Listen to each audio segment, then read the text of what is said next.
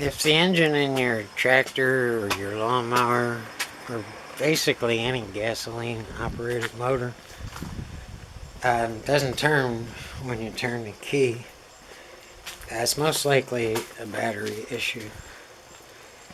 But if it does turn when you turn the key and it sounds like it wants to start but it just won't start, or it starts and it just runs really bad, like it just wants to quit, I'm going to show you all the things you should check, and they're all just basic and they're easy to fix, and anybody can do it if they can turn a wrench. And I'm working on a 100 series John Deere tractor here. Well, the four things needed for a gasoline engine to run is compression, spark, fuel, and air. Okay? You should go back to the basics and look at those four things. Now, I believe the gas is not getting to the carburetor. I'm hoping that the carburetor is not screwed up and clogged and just not performing, and we can run a test, an easy test on this to see if that's the case. So this fuel pump here, let's get a better look at it, it's kind of round, is sucking gasoline all the way from the fuel tank to here, and then either pumping it out the other side into the carburetor or just using natural gravity to come down the line, which would explain why it's above the carburetor. Okay, now it could be a case of this fuel pump working and sucking gasoline, but this fuel filter being clogged. Okay, so we're going to check both, and then we're going to go from there. If that's not it and gasoline is getting to the carburetor, then we probably have a spark issue. There's nothing you can do about a compression issue within an engine without rebuilding the whole engine. But let's just put that on the back burner and just make that the last choice. So first we're gonna see if gasoline is making it to the carburetor, and all we have to do is unplug and pull this line off and crank the engine and see if we're getting gasoline to the carburetor. Now, just because we're not getting gasoline to the carburetor doesn't necessarily mean it's a fuel pump. Again, this fuel filter could be clogged, so that may well be the case, and being it's only going to cost a couple dollars to replace it, let's check that first. So let's tear this line off here.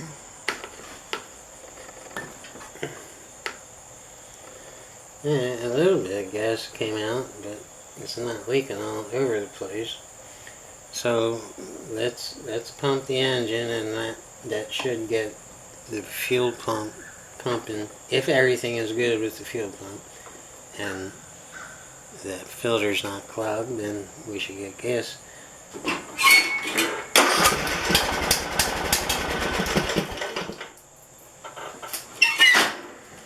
Wow, that was interesting. I didn't expect it to.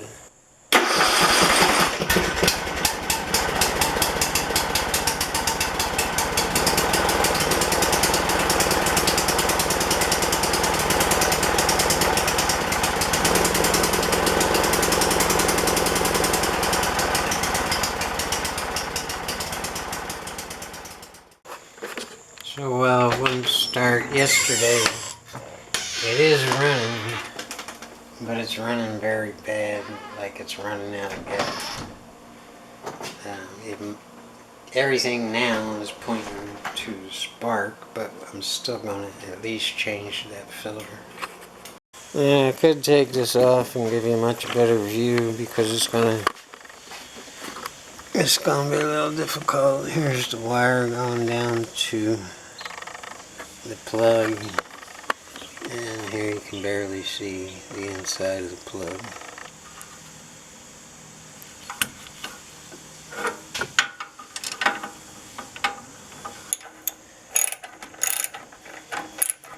Up everything.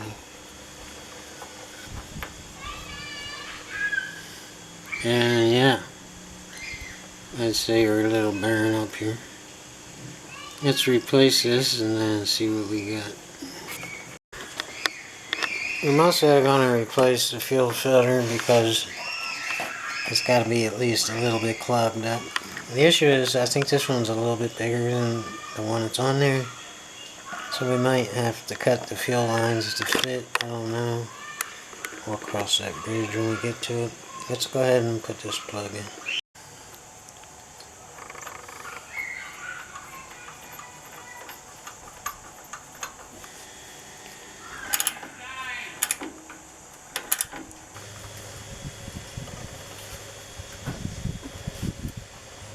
And that's in. Let's go look at the fuel filter.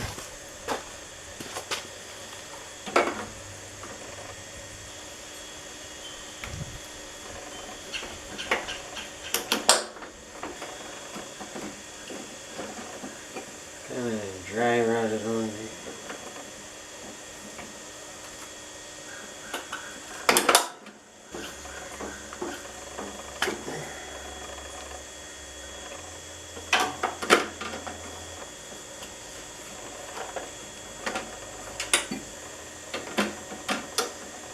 Make sure none of these lines are kinked or anything. I didn't have to cut anything. Everything seems to work just fine.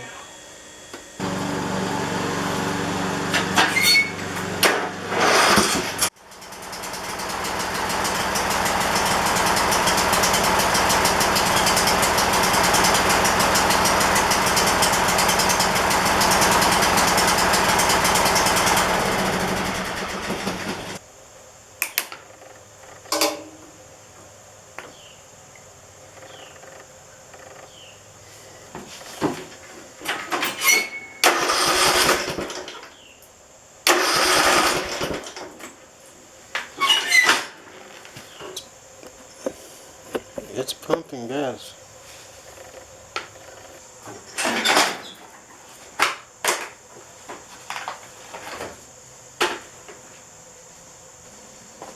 Question is it getting air?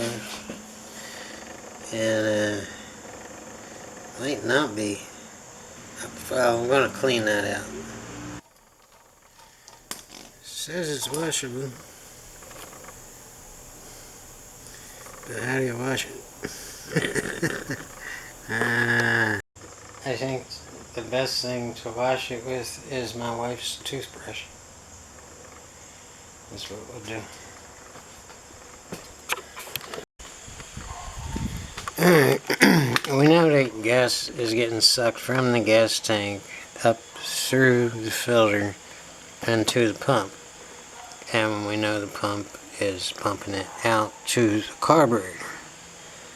What's happening inside the carburetor and if the gas and air mixture is making it to the cylinder is questionable, but because a new spark plug has a little bit of gas on it and you can actually smell the gas, I would say we can say for now at least that the carburetor is working properly. Now it could be pumping too much gas into the cylinder and flooding it, or it could be not enough gas to actually get it started.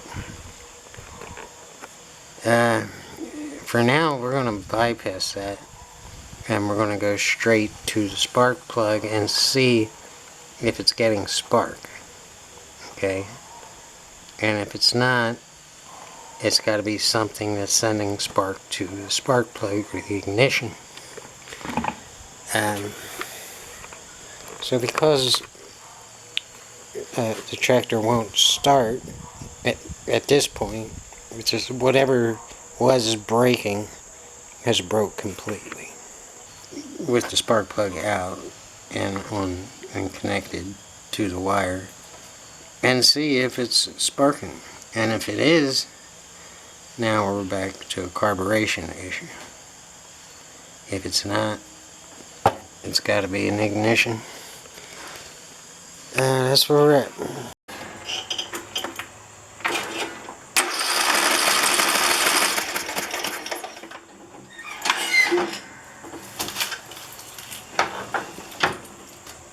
Well, it is getting plenty of spark. So, what now? I guess we're back to the carburetor.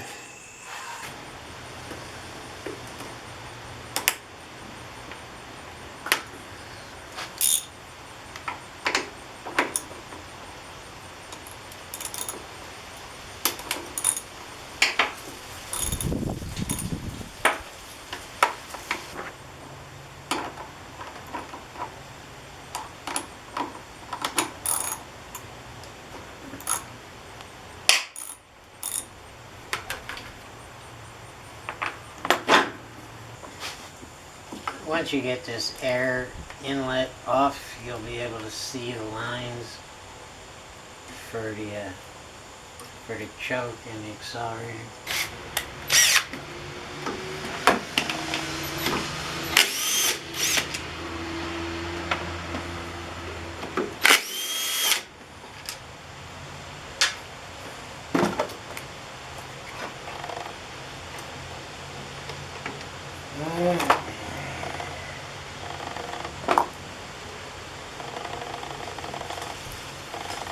Now we can see a little bit better. You kind of have to, you don't want to bend it.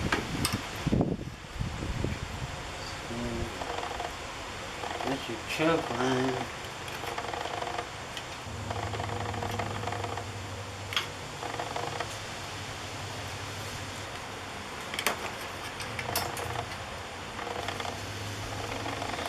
And these here will just hand pull out just counterclockwise, and they're out.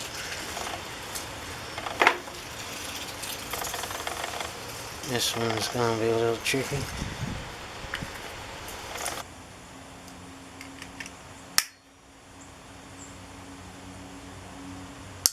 Ah, there we go.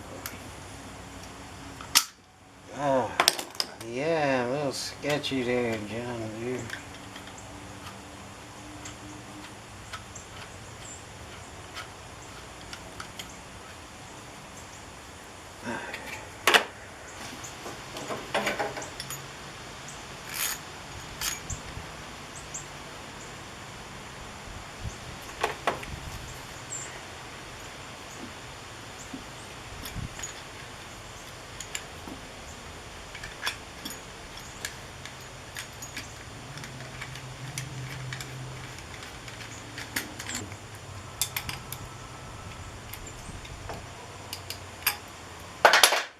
I lost the choke lever.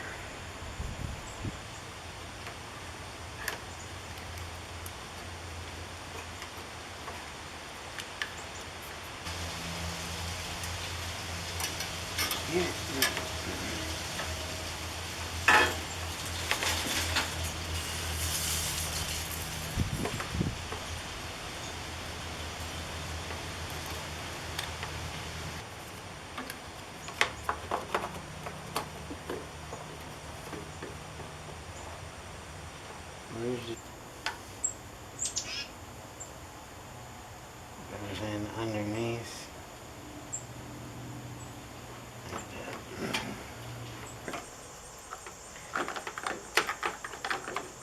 Just leave that hose unhooked for now, and you'll have an easier time getting to that back bolt or nut.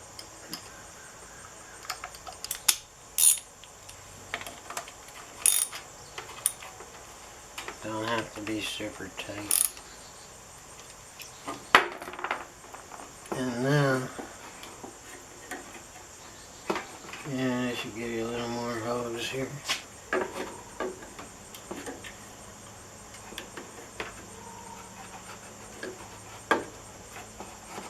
Just double check that hose in the back.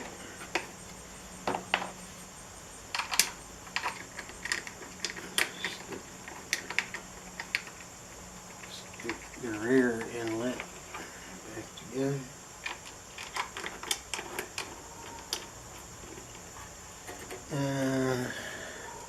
Can you see this choke lever here? See the end of it right there? Just make sure it's going through that slot right there, and that it gets pushed up when you turn the choke on.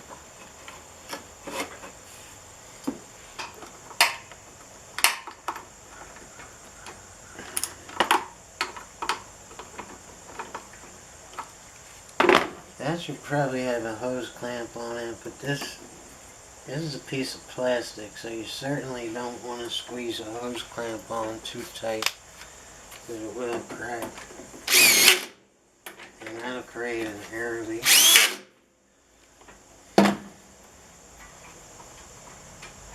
Now this, I got a new one, just a carburetor, so I'm going to go ahead and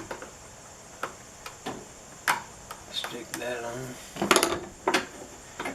Because this is looking pretty old and dry rot.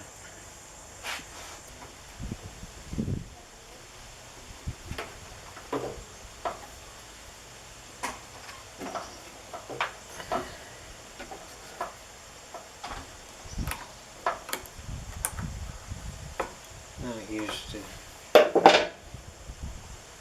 hoses that are pre-molded.